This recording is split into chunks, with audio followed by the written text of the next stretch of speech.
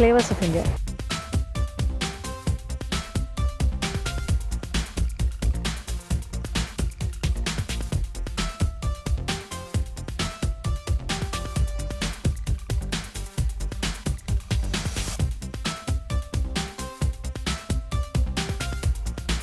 നല്ല ഭക്ഷണം തേടി നമ്മളിങ്ങനെ സഞ്ചരിച്ചുകൊണ്ടിരിക്കുമ്പോൾ കേരളത്തിൻ്റെ തന്നെ ചില ഭാഗങ്ങളിലേക്ക് വന്നു കഴിഞ്ഞാൽ വളരെ ഫേമസ് ആയിട്ടുള്ള ചില ചെറിയ കടകളുണ്ട്. അതായത് കുറച്ച് നാട്ടിൻപുറങ്ങളിലായിരിക്കാം, ആ സ്ഥലത്തൊക്കെ വളരെ ഫേമസ് ആണ്. പിന്നെ കുറച്ച് ആൾക്കാർക്ക് അറിയുന്ന സ്ഥലങ്ങളായിരിക്കും, ദൂരദേശങ്ങളിൽ പോലും അവിടെ തേടി എത്തുന്നവരുണ്ട്. അപ്പോൾ ഇങ്ങനെ പറഞ്ഞു വരുന്നത്, നമ്മളിങ്ങനെ സഞ്ചരിച്ച് വർക്കലയ്ക്ക് അടുത്തുള്ള ചെർണിയൂർ എന്ന് പറഞ്ഞ സ്ഥലം, അതിൻ്റെ അടുത്ത് തന്നെയുള്ള വെള്ളിയാഴ്ചക്കാവ് എന്ന് പറയുന്ന പ്രദേശത്താണ് വന്നിരിക്കുന്നത്. ഇത് കണ്ടില്ല, ഒരു നാട്ടുവഴിയാണ്. നടന്ന് ഞാനിങ്ങനെ നടന്നു വരികയാണ്. വാഹനം പോകുന്ന വഴി തന്നെയാണ്, കുറച്ച് ഉള്ളിലേക്കാണ്. പക്ഷേ എത്ര ഉള്ളിലേക്കാണെങ്കിലും നല്ല ഭക്ഷണം കിട്ടാനായിട്ട് ആൾക്കാർ എവിടെയും വരും. അപ്പോൾ ഈ കടയുടെ പേര് തന്നെ, ഇപ്പോൾ വെള്ളിയാഴ്ചക്കാവ് എന്ന് പറഞ്ഞാൽ ഫേമസ് ആണ് ഈ കട. പക്ഷേ വെള്ളിയാഴ്ചക്കാവ് എന്ന് പറഞ്ഞ സ്ഥലത്താണ്, ചെർണിയൂറിനടുത്തുള്ള വെള്ളിയാഴ്ചക്കാവ്. ഇതിന് മറ്റൊരു പേരുണ്ട്, തോട്ടിൻകര റെസ്റ്റോറൻറ്റ്. തോട്ടിൻകര കാരണം ഇതേ നോക്കിക്കോളൂ, ഞാനിങ്ങനെ നടന്ന് വരുമ്പോൾ ഒരു കുട്ടനാടിനെ ഓർമ്മിപ്പിക്കുന്ന ചില കാഴ്ചകളാണ്. ധാരാളം താറാവുകൾ ഇങ്ങനെ ഈ തോട്ടിലൂടെ ഒഴുകി നടക്കുകയാണ്. ഓ, ഇവിടം വരെ വരും. പിന്നെ ഇത് എല്ലാവരും കൂടെ ഗ്രൂപ്പായിട്ട് അങ്ങോട്ട് തിരിച്ചു പോകുന്നു.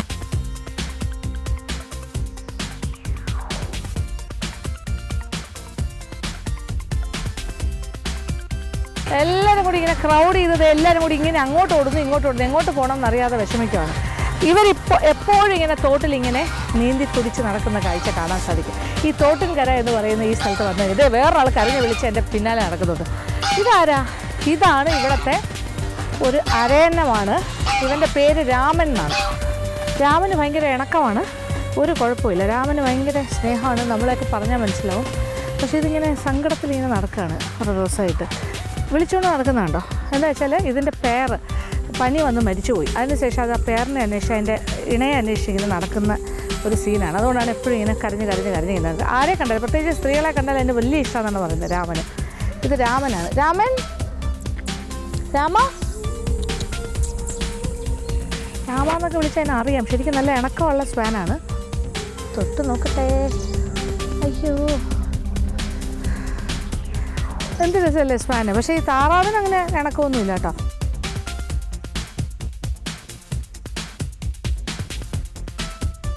ആകെ മൊത്തം താറാവും അരയനും എല്ലാം കൂടി ഒരു സമ്മിശ്രമായ ഒരു കാഴ്ചയാണ്. ഇതേ പാവം രാമൻ ഇങ്ങനെ വിളിച്ചോണ്ട് നടക്കുന്നു. നോക്കും, രാമ രാമ.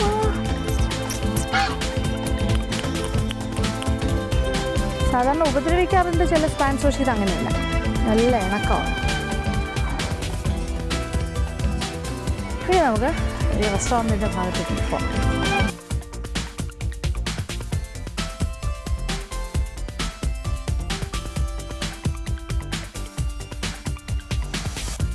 അപ്പോൾ വെള്ളിയാഴ്ചക്കാവെന്ന് പറയുന്നൊരു വിശാലമായൊരു പറമ്പാണ് സത്യത്തിൽ ഈ ഒരു തോട്ടിൻകര റെസ്റ്റോറൻറ്റ്. ഇവിടെ ഇഷ്ടംപോലെ ഒരു കുറേ ഏക്കറിനകത്തുള്ളൊരു സ്ഥലമാണ്. അപ്പോൾ അതുകൊണ്ട് തന്നെ ഇവിടെ ധാരാളം നമ്മൾ താറാവിനെയും അരയണത്തിനെയൊക്കെ കണ്ടു. അതുപോലെ തന്നെ മീൻ കൃഷിയുമുണ്ട്. കാര്യം നടുക്ക് നോക്കൊരു വലിയൊരു പോണ്ടുണ്ട്, ഒരു ചെറിയ എന്താ പറയുക നല്ല താഴ്ചയൊക്കെയുള്ള പോണ്ടാണ്. ഇതൊരു ഫിഷ് പോണ്ടാണ്. ഇവിടെ ധാരാളം മത്സ്യങ്ങളെ വളർത്തുന്നുണ്ട്. കരിമീൻ, ആറ്റുവാള, ഇങ്ങനെയുള്ള ഒരുപാട് കാര്യങ്ങളുണ്ട്. അപ്പോൾ ആവശ്യാനുസരണം മീൻ പിടിച്ച്, വലയുണ്ട്, വള്ളമുണ്ട്, അതിൻ്റെ ആൾക്കാരുണ്ട്. നമ്മൾ പറയുന്നതിനനുസരിച്ച് മീൻ പിടിച്ചിട്ടാണ് തയ്യാറാക്കുന്നത്. അപ്പോൾ മീൻ പിടിക്കുന്നതൊന്ന് കാണാം. നോക്കൂ, കറങ്ങി രാമൻ എൻ്റെ പുറകെ നടക്കുന്നു. കണ്ടോ, എന്തൊരു ഇണക്കമുള്ള പാവം കേട്ടോ.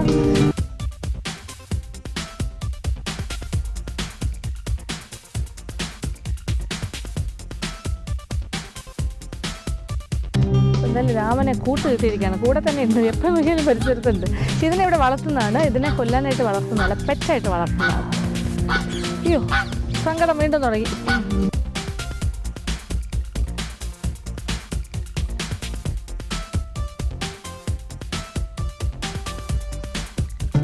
വല വീശാൻ പോവാണ് ചേട്ടാ.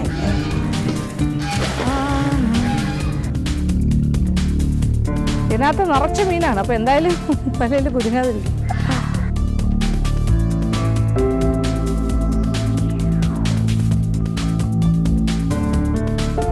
ഈ വലയിൽ നല്ല ഭാരം തോന്നുന്നുണ്ട്. ഇതിനകത്ത് മീനാണോ ചെളിയാണോ കരിയിലാണോ? ആ ഇത് കരിമീനല്ലേ? ഒരു കരിമീൻ കയറിയിട്ടുണ്ട്. വേറെ വന്നു. ഇതാണ്. ഇഷ്ടംപോലെ വന്നു. ഓക്കെ, 3 വലുതിനെ കിട്ടിയിട്ടുണ്ട്. 3 അല്ലേ? ഇത് ചെറുതാണല്ലേ? വലുത് വേറെ ഉണ്ടോ? ഒന്നുകൂടെ ശ്രമിക്കാം. ബക്കറ്റിൽ സേവ് ചെയ്ത് വെച്ചിട്ട് നമുക്ക് ഒന്നുകൂടെ വില വീശി നോക്കാം ഇതിൻ്റെ വലുത് കിട്ടുമെന്ന്. കിട്ടിയതിനെ കളയണ്ട ഏതായാലും.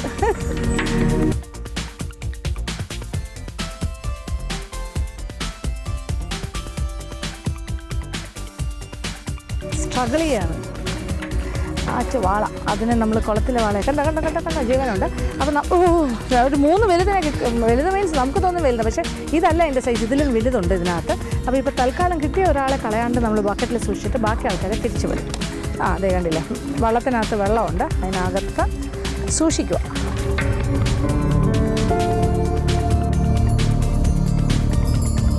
ബാക്കി മീനെ തിരിച്ചു വിടുവാണേ, വെള്ളത്തിലേക്ക് തിരിച്ചു വിടുന്നു. നമ്മളിങ്ങനെ വലയും കൊണ്ട് നടക്കുവാണ് ഈ ടാങ്കിന് ചുറ്റും, ഈ കുളത്തിന് ചുറ്റും. ഒരു വലിയ വാളയ്ക്കായിട്ടുള്ള തെരച്ചിലാണ്.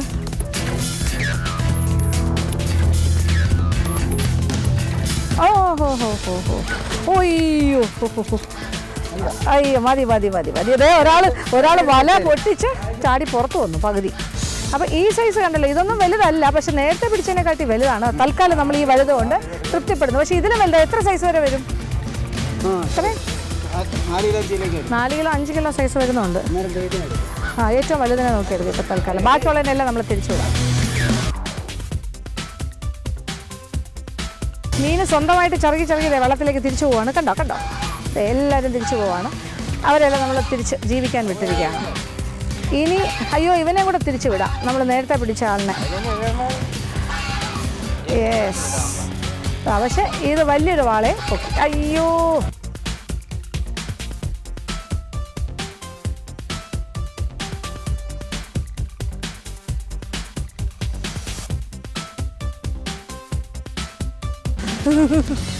നല്ല സ്മാർട്ട് വാളയാണിത്. ചവറുണ്ട്, വെള്ളത്തിൽ മുക്കിയെടുത്താൽ കുറച്ചുകൂടെ സൗന്ദര്യം വരും.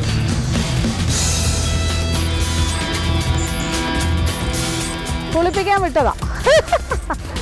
അയ്യോ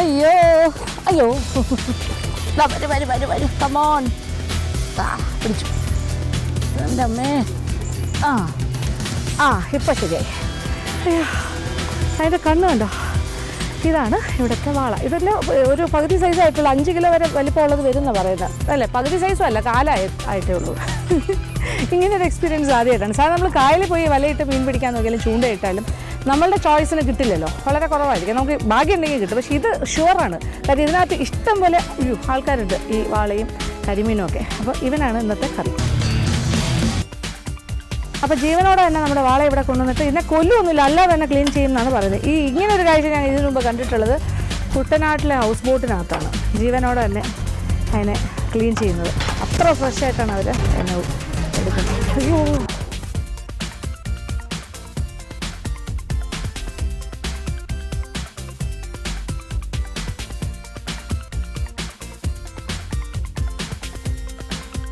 അയ്യോ ജീവനോടെയാണ് ക്ലീനിങ് നടക്കുന്നത്. അപ്പോൾ അതിൻ്റെ വേദന അതിന് മാത്രമേ അറിയാൻ പറ്റുള്ളൂ. ചേട്ടനൊന്നും മനസ്സിലാകത്തില്ല.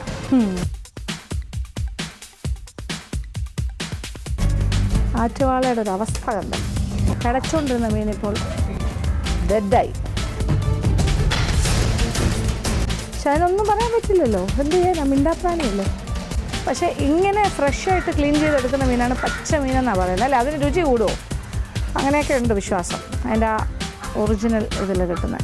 ഇത് ഭയങ്കര സ്വാദുള്ള മീനാണെന്ന് പറഞ്ഞു. അപ്പോൾ ഇവിടെ ഇത് ചെറിയ ആറ്റുവാള, ഇതിൻ്റെ വലിയ 3 ഇരട്ടി സൈസുള്ളതാണ് റിയൽ ഭയങ്കര സംഭവം എന്ന് പറയുന്നത്. അപ്പോൾ ഇവിടെ ആൾക്കാർക്ക് ആവശ്യാനുസരണമാണ് ചെയ്ത് കൊടുക്കുന്നത്. മെയ്റ്റ് ഓർഡർ എന്ന് പറഞ്ഞാൽ നമ്മളിങ്ങനെ വെള്ളത്തിൽ നിന്ന് പിടിച്ചുകൊണ്ടുവന്ന് ഇതുപോലെ ജീവനോടെ കഷ്ണങ്ങളാക്കി കറി വെച്ച് കൊടുക്കുന്ന സമ്പ്രദായം. കണ്ടോ, ഫിഷിൻ്റെ വേസ്റ്റ് എന്ന് പറഞ്ഞാൽ വളരെ കുറച്ചേ ഉള്ളൂ, ബാക്കി മുഴുവൻ അതിൻ്റെ ഫ്ലഷാണ്. എൻ്റെ ദൈവമേ, ഇതിൻ്റെ പാപം ഞാനും കൂടെ ഷെയർ ചെയ്യേണ്ടി വരും ചേട്ടൻ്റെ കൂടെ. കാര്യം ഞാനിപ്പോൾ ഒരു വാളക്കറി ആണെന്ന് പറഞ്ഞ് വന്നുകൊണ്ടാണ് ഈ വാളയുടെ ജീവിതം അവസാനിച്ചത്. പക്ഷേ അതല്ലെങ്കിലും ജീവൻ അവസാനിക്കും, കാര്യം അതിനെ കൊല്ലാനായിട്ടാണല്ലോ വളർത്തുന്നത്. ആവശ്യക്കാർ വരുന്ന കസ്റ്റമേഴ്സിന് ഓരോരുത്തർക്കനുസരിച്ചിട്ട് ഉണ്ടാക്കി കൊടുക്കുന്നു. പക്ഷേ എനിക്കെന്തോ ഒരു വിഷമം, ഞാൻ ഇവിടെ വന്ന് അവനെ ജീവനോടെ കയ്യിലൊക്കെ എടുത്തതല്ലേ, ഇപ്പോൾ അവൻ്റെ അവസ്ഥ ഇങ്ങനെ തലയുടെ പീസിനെ 2ആയിട്ട് ഇങ്ങനെ പിളർന്ന് വെക്കും. ഇനി ഇതിനെ കഴുകി വൃത്തിയാക്കി കറിയാക്കാനുള്ള പ്രോസസ്സിലേക്ക്. അപ്പം നമ്മുടെ വാളക്കറി ഉണ്ടാക്കാനായിട്ട് മുതലാളി തന്നെ ഇറങ്ങിയിരിക്കുകയാണ്. പിന്നെ എന്തോ വേണം രാജേന്ദ്രൻ ചേട്ടൻ. കാര്യം ഇവരെല്ലാവരും ട്രെയിൻ ചെയ്ത ആളാണല്ലോ ഈ വെള്ളിയാഴ്ച കാവിലെ അല്ലേ. അറിയാത്ത ഒരു കാര്യമില്ല, എല്ലാ കുക്കിങ്ങാണ്. ശരിയാണ്. മുതലാളിക്ക് പണി അറിയില്ലെങ്കിൽ പിന്നെ എന്തോ ചെയ്യും. അപ്പോൾ പുള്ളിയാണ് അതിൻ്റെ ഏറ്റവും വലിയ എക്സ്പേർട്ട്. അപ്പം ആദ്യം വെളിച്ചെണ്ണ ഒഴിച്ച്, വെളിച്ചെണ്ണ തന്നെയാണ് എല്ലാം ചെയ്യുന്നത് അല്ലേ സാധാരണ നാടൻ രീതിയിൽ. ഇവിടുത്തെ പ്രത്യേകത എന്ന് പറഞ്ഞാൽ ഒരു മായവും ചേർക്കാണ്ട് അല്ലേ, ഓവറായിട്ട് മസാലയൊന്നും ഇല്ലാണ്ട് മല്ലിപ്പൊടി മുളക് പൊടി ഇതെല്ലാം നമ്മൾ പൊടിച്ചുണ്ടാക്കുന്ന വെയിലത്ത് ഉണക്കി പൊടിച്ചെടുക്കുന്ന സാധനങ്ങളാണ്. അതും കാണാമായിരുന്നു. ഓക്കെ. ഇവിടുത്തെ ഫുഡ് വളരെ ഫേമസ് ആണ്. വെള്ളിയാഴ്ച കാവിൽ വന്നാൽ തോട്ടിൻകര ഈ റെസ്റ്റോറൻറ്റ് വളരെ പേരെടുത്താണ്. ഈ പ്രദേശങ്ങൾ എല്ലാവർക്കും അറിയാം. പിന്നെ പല സ്ഥലങ്ങളിൽ നിന്നും ആൾക്കാർ വരാറുണ്ടല്ലേ, ദൂരെ നിന്നെല്ലാം അറിഞ്ഞറിഞ്ഞ് വരും. ഇത് ചെറുണിയൂർ എന്ന് പറയുന്ന സ്ഥലത്തിന് വളരെ അടുത്തല്ലേ, വർക്കല ചെറുണിയൂർ മീറ്റർ അപ്പുറം 150 മീറ്റേഴ്സ്. കായലിൻ്റെ ഓരത്ത് തന്നെയാണ് ഏകദേശം. കടുക്, വെളുത്തുള്ളി, ഇഞ്ചി ഇട്ടിട്ടില്ല, ഇഞ്ചി ഇടാൻ പോകുന്നേ ഉള്ളൂ. കറിവേപ്പില ഇട്ടു, പിന്നെ ചെറിയ ഉള്ളി, പച്ചമുളക്. അപ്പോൾ ഈ ഇട്ട് ചേരുവകളെല്ലാം, അതായത് ചെറിയ ഉള്ളി, വെളുത്തുള്ളി, പച്ചമുളക് ഇതെല്ലാം ഒന്ന് കളർ മാറാൻ തുടങ്ങുമ്പോൾ ഇഞ്ചിയുടെ പീസസും കൂടി ചേർക്കും. ഇഞ്ചിയുടെ മണവും രുചിയും അറിയണമെങ്കിൽ ഒരുപാട് മൂക്കാൻ പാടില്ലാണ്. കുറച്ച് മഞ്ഞൾപ്പൊടി, കുറച്ച് മുളക് പൊടി, ഇത് ഇവിടെ പൊടിപ്പിച്ച മുളക് പൊടി തന്നെയാണ്. അതുപോലെ മല്ലിപ്പൊടി, മായം ചേർക്കാത്ത കാര്യങ്ങളാണ്. അതുപോലെ മസാല തീർന്നു, വേറെ പരിപാടികളൊന്നുമില്ല. ഈ വാങ്ങണ പാക്കറ്റിൽ വാങ്ങിച്ച മുളക് പൊടിയിലെല്ലാം മറ്റേ പല ചുടാനാണ് അങ്ങനത്തെ കുറേ കളറും കാര്യങ്ങളൊക്കെ. ഇതപ്പോൾ ആ പേടിയില്ലല്ലോ. ധൈര്യമായിട്ട് വെള്ളം വേണമെന്ന് പറഞ്ഞ് ആവശ്യത്തിന് വെള്ളം,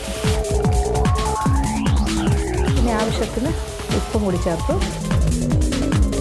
അപ്പോൾ ആവശ്യത്തിന് ഉപ്പ് ചേർത്തു. ഇനി കുറച്ചുകൂടി വെള്ളം ഒഴിക്കുന്നു. ചാറിന് ആവശ്യമുള്ള ഗ്രേവി, അതായത് മീൻ വേകാൻ ഇച്ചിരി ചാറ് വേണ്ടേ. പിന്നെ കുടംപുളിയും ചേർത്തു. ഇനി മീനിൻ്റെ പീസസ്, നമ്മുടെ ഫ്രഷ് ആയിട്ടുള്ള വാളയാണ്, കഷ്ണങ്ങളായി. അയ്യോ, അതിൻ്റെ തല, അതിൻ്റെ വാലോട് കൂടിയ പീസ്. ഇത്രയ്ക്കും ഇത്ര മസാലയുടെ ആവശ്യമുള്ളൂ അല്ലേ.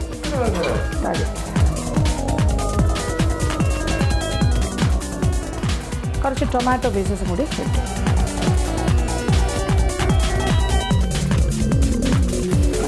ഇതല്ല, ഇവിടെ പാത്രം ഒന്ന് മാറ്റാൻ തീരുമാനിച്ചു. ഇത് കുറച്ച് ചെറിയ പാത്രമായിപ്പോയി. ഉടമ്പുള്ളിയുടെയൊക്കെ നല്ല മണം, നല്ല എരിവെല്ലാം മണക്കുന്നുണ്ട്. അപ്പോൾ വേകാൻ ആവശ്യമുള്ള ചാറ്, മീനിൻ്റെ പീസസ്.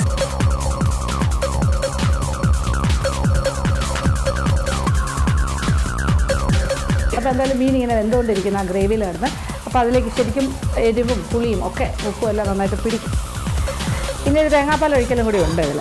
ഒരു ആറ്റുവാളയുടെ അവസ്ഥ അവരിപ്പോൾ പടച്ചുകൊണ്ടിരുന്നതാണ്. നല്ല ഫ്രഷായിട്ട്, ആ ഫ്രഷായിട്ടൊക്കെ വേവിക്കുന്നതുകൊണ്ട് അതിനൊരു പ്രത്യേക സ്വാദുണ്ടെന്നാണ് പറയുന്നത്. തേങ്ങാപ്പാൽ, നല്ല കട്ടിയായ തേങ്ങാപ്പാൽ.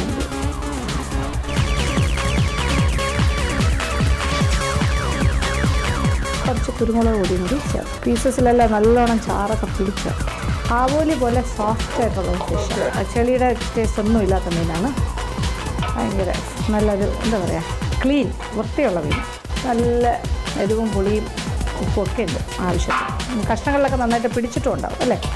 ഓക്കെ, ആയി കഴിയും, ഫിനിഷ്. ഓഫ് ചെയ്യുന്നു, സെർവ് ചെയ്യുന്നു. സാധാരണ ഇങ്ങനെ ഒരു പ്ലേറ്റിന് എത്ര ചാർജ് ചെയ്യട്ടെ? ഇതിപ്പോൾ നമ്മൾ 400 രൂപ, 400 rupees അല്ലേ ഒരു മീൻ, ഒരു ഫുൾ പ്ലേറ്റ്.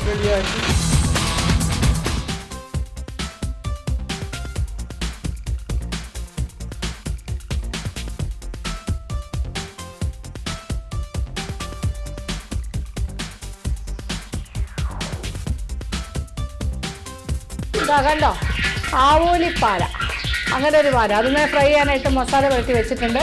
പിന്നെ മറ്റേത് വേളാപ്പാരയാണോ? വേളാപ്പാര വേറെ, ഇത് വേളാപ്പാര. പിന്നെ കരിമീൻ, കരിമീനും അതെടുക്കില്ല. ഇങ്ങനെ വെറൈറ്റി അസോർട്ടഡ് ഫിഷ്, ഇത് പലതരം ഇങ്ങനെ മസാല പുരട്ടി വെച്ചിട്ടുണ്ട്. ഇത്രയും കാര്യങ്ങൾ ഇവിടെ ഉണ്ട്. ഇത് കൂടാതെ ഞണ്ട്, കാണവ, എല്ലാ കാര്യങ്ങളും റെഡിയാണ്. പിന്നെ ബാക്കി കാര്യങ്ങളെല്ലാം വെള്ളത്തിൽ കിടക്കുന്നുണ്ട്. മീൻ വെള്ളത്തിൽ ജീവനോടെ ഉണ്ട്, താറാവ് വെള്ളത്തിൽ ജീവനോടെ ഉണ്ട്. ആവശ്യാനുസരണം പിടിക്കാം. കോഴി ഇതുവഴി ഇങ്ങനെ നടക്കുന്നുണ്ട്, ആവശ്യമുള്ളതിനെ പിടിച്ചു. ഇവിടുത്തെ ആരാച്ചാരി ചേട്ടനാണ്. എന്താ ചേട്ടൻ്റെ പേര്? മൂന്നൻ ചേട്ടനാണ് ഇവിടുത്തെ മീനിനെ കൊന്നു. ഇനി അടുത്ത താറാവിനെ കൊല്ലാൻ പോകണം. നിങ്ങൾ ആലപ്പുഴക്കാരെ തന്നെ, ഞാൻ കാണുന്നില്ല.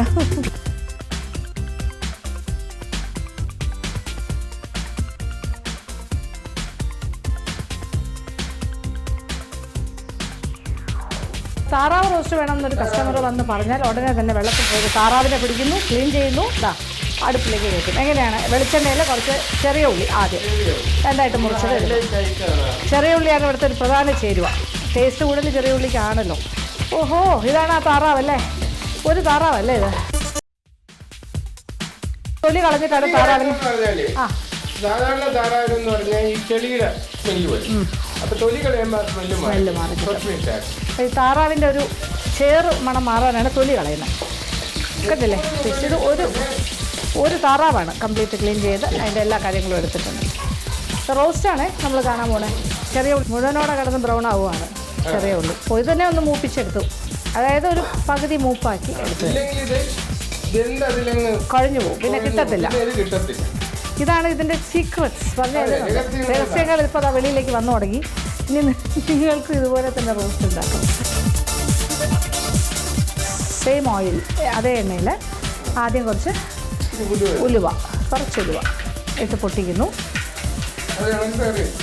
കടുക്, ഇനി സവാള നീളത്തിലുണ്ട്. ഇത് നമ്മൾ ഒരു താറാവ് റോസ്റ്റിനെയാണ് ഈ കാണുന്നത് അല്ലേ? അപ്പോൾ ഇത്ര സവാളയൊക്കെ ചേർക്കുള്ളൂ. ഇതിപ്പോൾ ഒരു 2 സവാള വരുമോ? പിന്നെ രണ്ടാമത് വരും അല്ലേ? ഓക്കെ. ഇപ്പോൾ ആദ്യം ഒരു 2 സവാള നീളത്തിനരിഞ്ഞ് ചേർക്കുന്നു. പിന്നെ ഇതിലേക്ക് ഇഞ്ചി ചതച്ചത്, വെളുത്തുള്ളി, പച്ചമുളക്. അപ്പോൾ ഇത് ഡബിൾ പ്രോസസ്സിംഗ് ആണ്. ഇപ്പോൾ ചേർക്കുന്ന ഈ ഐറ്റംസ് അല്ല, സവാള, പച്ചമുളക്, ഇഞ്ചി, എല്ലാ കാര്യവും വെന്ത് ഇതിൻ്റെ കൂടെ അങ്ങ് ചേരും. മഞ്ഞൾപ്പൊടി ചേർത്തു, കുറച്ച് മഞ്ഞൾപ്പൊടി, ഇനി കുറച്ച് മുളക് പൊടി. ഇവിടെ തന്നെ പൊടിപ്പിച്ച മുളക് പൊടിയാണ്. കുറച്ച് മുളക് പൊടി ചേർത്തു. അതുപോലെ തന്നെ കുറച്ച് മല്ലിപ്പൊടിയും ചേർത്തു.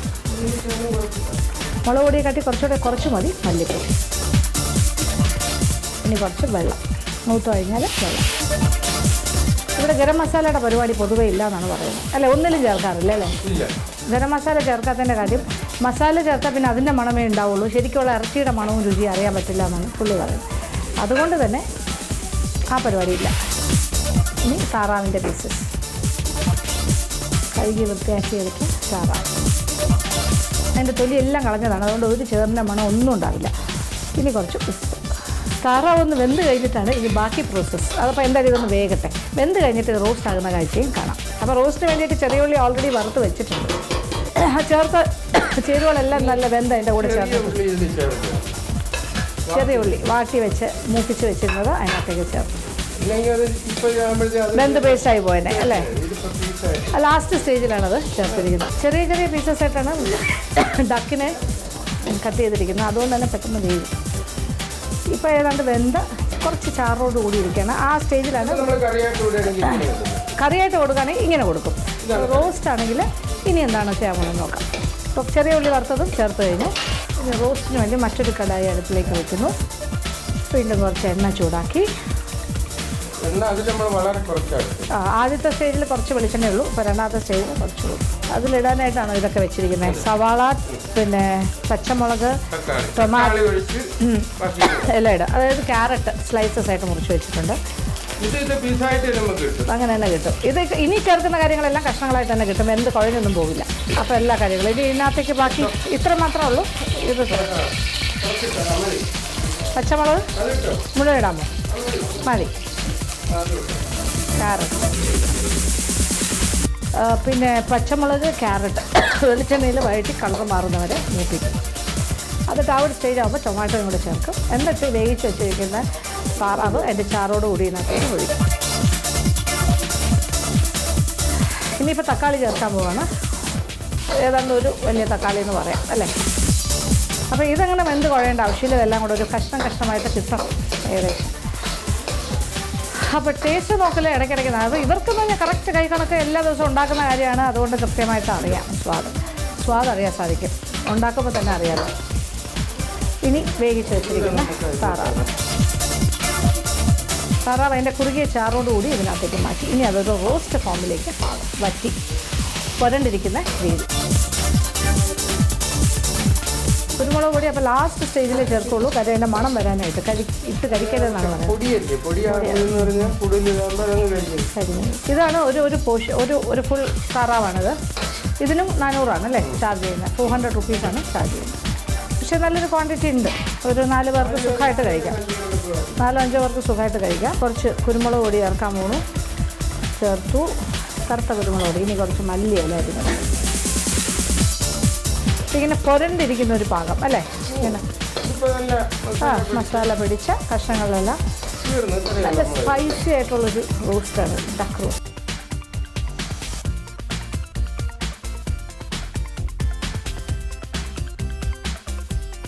ഗംഭീരമായിട്ടുണ്ട്. കറക്റ്റ്. അപ്പോൾ ഇത് നല്ല സ്പൈസി, നല്ല എരിവൊക്കെയുള്ള നല്ലൊരു റോസ്റ്റാണ്. പിന്നെ ഇത് എരിവെന്ന് പറയുന്ന ഓരോരുത്തരുടെ ഇഷ്ടമാണല്ലോ അല്ലേ? അതനുസരിച്ച് ഇത് കുറച്ച് നല്ലതായിട്ട് എരിവൊക്കെ ഇട്ട് ചെയ്യുന്ന നല്ലൊരു കറിയാണ്. ഐ മീൻ റോസ്റ്റാണ്. വേർക്കുന്നുണ്ട്. ആണല്ലേ? നല്ല എരിവായിട്ട് തന്നെ കഴിക്കണം. അപ്പോൾ ഇറച്ചി തിന്നുമ്പോൾ വേർക്കുമ്പോൾ എല്ലാ കൊളസ്ട്രോളും പോകുന്നതാണ്. ഓ വെരി ഗുഡ്. ആണല്ലേ? കോഴി ഇറച്ചിയായിരുന്നു. ശരിയാണ്. അപ്പോൾ അങ്ങനെയാണ്, അത് പഴയ രീതിയാണ്. ആ രീതിയിൽ തന്നെയാണ് ഇവിടെ കാര്യങ്ങളൊക്കെ നടക്കുന്നത്. എന്തായാലും കണ്ടല്ലോ താറാവ് റോസ്റ്റ്. അത് നാടൻ താറാവ്.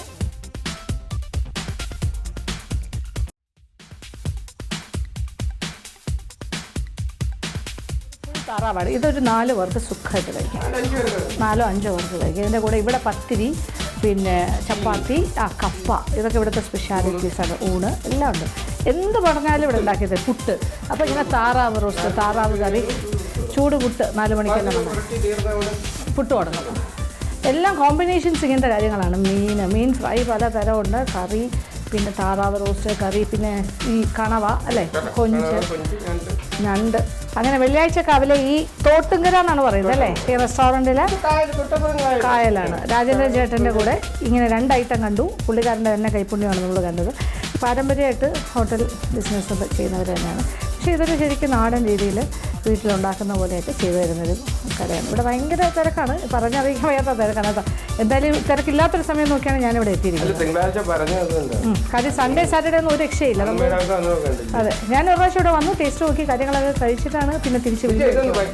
അപ്പോൾ ഇവിടുത്തെ കോഴി, പിന്നെ ഇവിടെ കോട്ടേജസ് ഉണ്ട് പ്രത്യേകം ആൾക്കാർക്ക് ഇരുന്ന് കഴിക്കാനായിട്ട് ആവശ്യാനുസരണം. അങ്ങനത്തെ ഒരുപാട് ഫെസിലിറ്റി. എത്ര ഏക്കറാണ് ഇത് മൊത്തം? 15 ഏക്കറിലാണ് ഈ റെസ്റ്റോറൻറ്റ് സ്ഥിതി ചെയ്യുന്നത്. കായൽ ഫ്രണ്ടേജ്. എന്താ വേണം. അപ്പോൾ താങ്ക് യു.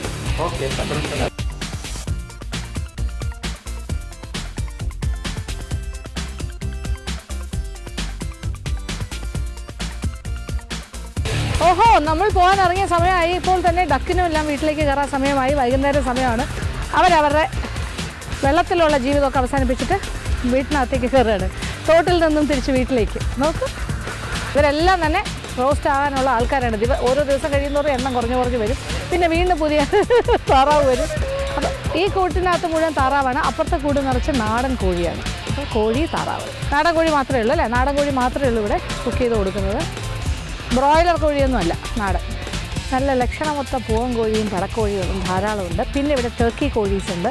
എല്ലാം നാടൻ കോഴികളെ കണ്ടോ. അങ്ങനെ വിശാലമായ പറമ്പാണ്. കണ്ടില്ലേ? 1 2 3 4 5 6 7 ഒരു 10 കോട്ടേജ്, ഇങ്ങനെ ചെറിയ ഹട്ട്സ് ഉണ്ട്. ഇതെല്ലാം തന്നെ ഭക്ഷണം കഴിക്കാനുള്ള ഹട്ട്സാണ്. വാഹനങ്ങളിൽ തന്നെ വരുന്നു. വാഹനമൊക്കെ ആ ഹട്ടിൻ്റെ ഫ്രണ്ടിൽ പാർക്ക് ചെയ്തിട്ട് അകത്ത് പോയിരുന്നു ഭക്ഷണം. വേണ്ട സാധനങ്ങൾ ഓർഡർ ചെയ്യുന്നവരുണ്ടാക്കി കൊടുക്കുന്നു ഫ്രഷായിട്ട്. മീനിനെ വെള്ളത്തിൽ നിന്നും പിടിക്കുന്നു, താറാവിനെയും വെള്ളത്തിൽ നിന്നും പിടിച്ചുകൊണ്ട് വരുന്നു, നാടൻ കോഴികളെ ജീവനോടെ കൊണ്ടുവന്ന് അവനെയും കശാപ്പ് ചെയ്യുന്നു. അങ്ങനെ എല്ലാം ഫ്രഷ്, അങ്ങനെ കറക്റ്റ് നാടൻ രീതിയിലുള്ള പാചകം. എന്തായാലും ഇവിടുത്തെ വിശേഷങ്ങളെല്ലാം കഴിഞ്ഞ് ഇനി നമുക്ക് ഇവിടെ നിന്ന് തിരിച്ചു. അതുവരെ